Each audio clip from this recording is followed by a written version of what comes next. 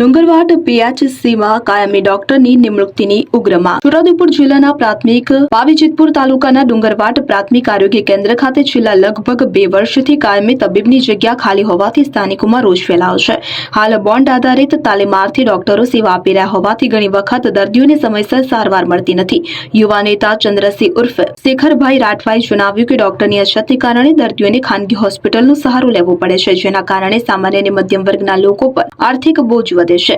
ઘણી વખત સારવાર માટે પાવીજેતપુર અને બોડેલી સુધી જવું પડે છે, જે ખર્ચાળ અને જોખમી સાબિત થાય છે.